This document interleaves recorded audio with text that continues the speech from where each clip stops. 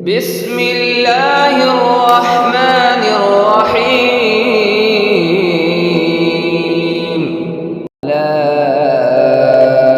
أقسم بيوم القيامة ولا أقسم بالنفس اللوامة. أيحسب الإنسان أن لن نجمع عظامه بلى قادرين على أن نسوي بنانه بل يريد الإنسان ليفجر أمامه يسأل أيان يوم القيامة فإذا برق البصر وخسف القمر وجمع الشمس والقمر يقول الإنسان يومئذ أين المفر كلا لا وزر إلى ربك يومئذ المستقر ينبأ الإنسان يومئذ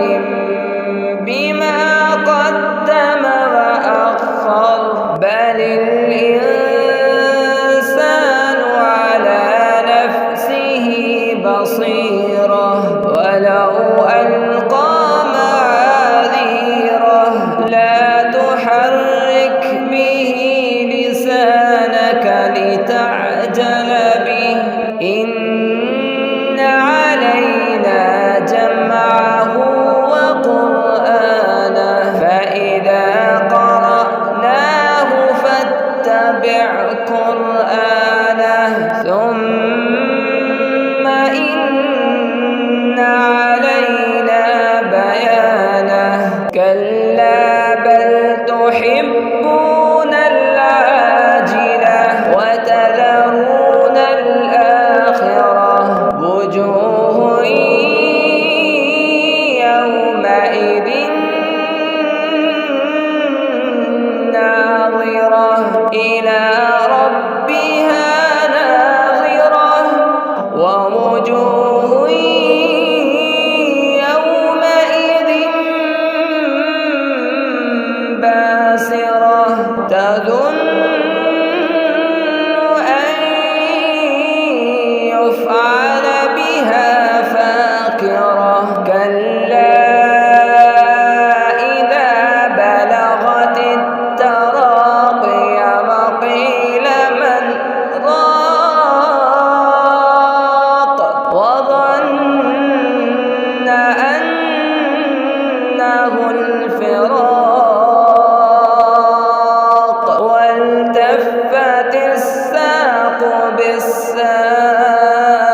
بالساق إلى ربك يومئذ